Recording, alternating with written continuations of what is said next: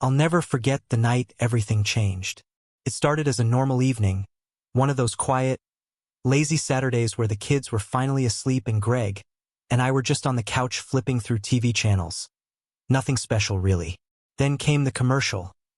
This buff guy doing all these macho stunts, and for some reason, I couldn't resist. I turned to Greg and joked, "I bet you could never pull that off. You're a total wimp compared to him." I thought it was harmless, just a playful jab. But I had no idea it would set him off like it did. At first, he froze, his eyes locked on me, and I didn't understand why. Normally, we'd both laugh at stuff like this. But this time, there was no laughter. He didn't even acknowledge the joke. Just stared at the TV as if it was the most fascinating thing in the world. I tried to laugh it off, but something about his silence made me nervous. I figured maybe I had overstepped, but it was just a joke, right? I shrugged it off, thinking I could lighten the mood, but when I nudged him and repeated, "Come on, Greg, it's just a joke," he turned to me and his voice was cold. "What did you just say?" I tried laughing again, a little nervous this time. "It's nothing really, just kidding around." But the way he was looking at me, it wasn't playful. His jaw was clenched and there was this tension in the air that I couldn't ignore. For the first time, I felt uncomfortable. "I'm not a wimp," he said quietly, almost like it was a challenge. That caught me off guard. I waved it off, still not understanding what the big deal was. "Relax, it's not like I meant it. Just a little fun." But instead of relaxing, he stood up suddenly, his face stiff, and walked toward the door. I blinked, unsure what was happening. But before I could say anything, he snapped, "I'm going for a run." "A run? At night?" The door slammed behind him and I sat there in shock, trying to piece together what had just unfolded. It wasn't like him. Sure, we've had our disagreements, but nothing had ever escalated like this. I texted him, but he didn't reply. Maybe he just needed space, I told myself. But as the minutes dragged on, I couldn't shake the feeling that I had done something wrong. Had I? It was just a joke. But something about his reaction felt so intense. I went to bed eventually, trying to put it out of my mind. The kids would be up early, and I had to be ready for the chaos of the morning. But I couldn't stop thinking about Greg, and I kept wondering what had really happened. When he came back from his run the next morning, he was quiet, distant. He didn't even kiss me, and that felt strange. It wasn't like him. But I didn't say anything. I just made coffee and went on with my routine, assuming things would go back to normal. But they didn't. The tension between us only grew, and I began to feel this strange unease whenever I was near him. It was like he was a different person. He barely left his office, barely acknowledged me when I tried to talk to him. The usual ease between us seemed completely gone. By dinner, the frustration had built up to a breaking point. That's when it all came crashing down. He finally exploded, telling me I had no respect for him, that I belittled him with my jokes, and that I never took him seriously. He said I made him feel like a joke. Honestly, I was blindsided. I had no idea what he was talking about. I tried to tell him he was overreacting, but the more he spoke, the more I realized how hurt he was. The pit in my stomach grew, but part of me still couldn't understand. It was just a joke. Why was this different? We joked like this all the time, but to him it wasn't funny. He said I didn't respect him, and that was the part one couldn't shake. I tried to explain that I hadn't meant anything by it, but the damage had already been done. The more I tried to fix it, the more it felt like I was digging myself into a deeper hole. And I still don't really understand why it went so wrong. Maybe it was more than just a joke. Maybe it was something deeper. But all I knew was that the person I thought I knew was slipping away, and I wasn't sure how to fix it. Started as a joke, something lighthearted that I didn't think much of. But the more Greg spoke, the more I realized how much weight my words had carried, how deeply they had affected him. As his face turned red with frustration, it became clear to me this wasn't just a passing moment of irritation. He was done. Not just upset, but truly fed up. He wasn't playing around anymore, and I wasn't prepared for it. "You think this is all just some joke, don't you?" His voice cut through the air, sharp and cold. "But it's not. I'm done being the punchline of your little jokes. I can't keep living like this. I wanted to speak, to defend myself, to brush it off as I always did. But Greg wasn't having it. He kept going, his words like daggers. Every time we argue, it's the same thing. You don't take me seriously. You make fun of me. You don't respect me. I felt his words hit me like a sledgehammer, one after the other, but still I refused to acknowledge that I had been wrong. Not yet.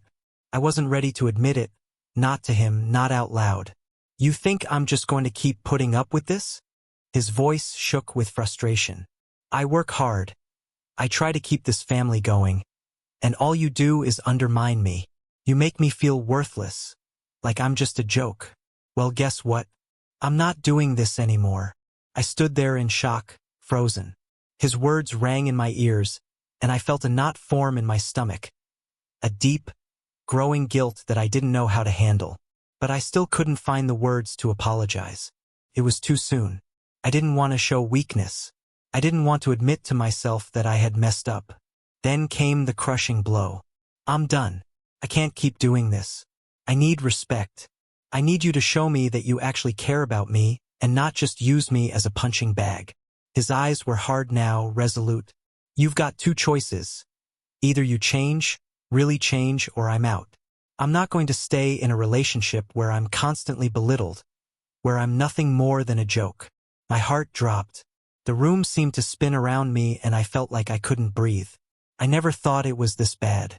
Sure, Greg had been distant lately, but I hadn't imagined it was this serious. I had hoped it was just a bump in the road, a minor disagreement that would fade away. But now, as I stood there, the weight of his ultimatum hit me with full force. Are you serious? I whispered, barely able to process what he was saying. He nodded, his expression cold and distant, almost as if I no longer mattered. You think I don't care about this family, but I do. I care more than you realize. But I can't keep pretending everything's fine when I'm the one who gets dragged through the mud, when I'm the one who gets belittled and ignored. You need to show me you care or I'm out. The words stung. It felt like the ground was slipping away beneath me. The idea of losing him, of being left alone with the kids, of having to manage everything by myself.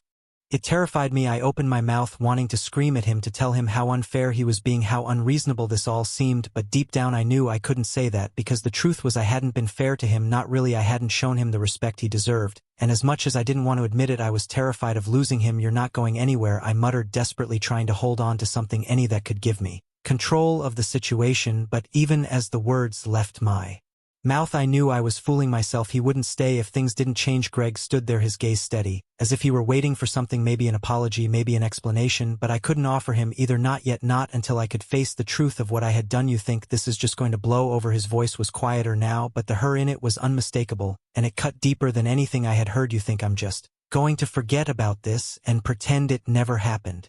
I've had enough of being ignored, enough of being made to feel like I don't matter, like I'm not worth the effort. I stood there frozen, unable to speak, unable to move. The idea of losing Greg, of everything falling apart, hit me harder than I could bear. I wanted to cry, but I couldn't let him see me break, and so I stood there helpless as he waited for me to do something, anything to show that I cared, but all I could do was stand in silence. The weight of my mistake settling in, knowing that I had pushed him to this breaking point, and the scariest part was I wasn't sure if I could fix it. The moment Greg turned away and walked out, I didn't chase him. I wasn't ready to beg, not yet. He sighed, shaking his head before he walked out of the room. The door slammed shut, its echo reverberating through the quiet house. It was as if everything had shattered in that instant, and I was frozen, unable to comprehend what had just happened. The silence in the house pressed down on me, deafening. The kids were still asleep, unaware of the shift that had just occurred, but I felt the weight of it in every breath I took. I wanted to call after him, to say anything to fix this, but I didn't know where to start. I didn't know what to say. I sat down on the couch, my mind racing, trying to grasp what Greg had said, trying to understand how had it escalated from a careless offhand joke to this. I hadn't even realized the depth of the hurt I had caused him. At first I thought it was just a harmless remark, but now, as I replayed his words, it dawned on me that I had crossed a line, one I couldn't erase, but I wasn't ready to admit it yet. I sat there, the weight of his words pressing down on me, suffocating. I felt the pang of regret hit me like a wave, but it was too late to take it back. The house was quiet, too quiet. The silence between us felt like a chasm, a divide I didn't know how to cross. I wasn't ready to face the reality that Greg might really be gone for good. Not yet. I spent the next few hours pacing my mind racing with thoughts of what to do, how to fix it, should I go after him, apologize, but deep down I knew an apology wouldn't be enough. It wasn't just one careless joke, it was years of neglecting his feelings, of dismissing him, of taking him for granted, and now I didn't know how to undo all that damage. At midnight, I heard the front door open. I froze. It was Greg. He walked in quietly, his face hard, his eyes guarded. He wasn't sure what to say, and neither was I. For a moment we just stood there staring at each other, both of us unsure of how to bridge the distance between us. I'm not doing this anymore, Lauren, he said, his voice calm, but there was a hurt in his eyes that I couldn't ignore. I can't be with someone who doesn't see me, who doesn't appreciate me. It's not just about the joke anymore, it's about everything. His words hit me like a blow. I wanted to scream, to beg him to stay, to promise him I would change, but nothing came out. I couldn't fix it in that moment. I couldn't fix it at all. You need to think about what you want, he continued, because if you want me, if you really want us to work, you're going to have to show me that you care, that you respect me, that you're willing to make the effort to change. I nodded, unable to speak. The truth was I had already lost him. He had already seen to all my excuses, all the things I had told myself to make it easier to ignore his pain. Without another word, he turned and walked out the door. This time there was no hesitation, and in that moment I knew he wasn't coming back. The hours dragged on, the silence in the house unbearable. I stayed up staring at the empty space, trying to make sense of what had happened. I thought I was in control of my life, of my marriage, but the truth was I had been playing a game I didn't understand. I had pushed Greg too far, and now he was gone, and for the first time I was left to face the consequences of my actions alone. When morning came, the house felt colder. His things were gone, his clothes, his shoes. Everything he had already packed up and left without a word. The silence that filled the house was suffocating. I hadn't even been able to say goodbye. I stood in front of the mirror staring at my reflection. And that's when it hit me. I wasn't the victim in this story. I wasn't the one who had been wrong. I was the one who had taken him for granted. I was the one who had ignored his pain until it was too late. I had made a joke about the one man who had always been there for me, the one person who loved me unconditionally, and now that love was gone, maybe it was too late to fix it. Maybe I would never be able to undo the damage I had done, but I would never forget the day Greg walked out the door, leaving me to face the consequences of my actions. As the days went by, I saw Greg move on. I saw him smiling in photos, heard rumors of him being happier than I had ever seen him. Part of me wanted to reach out to apologize, but I knew it was too late. The damage was done. I had lost him, and this time there was no going back, and that, in the end, was the hardest part to accept.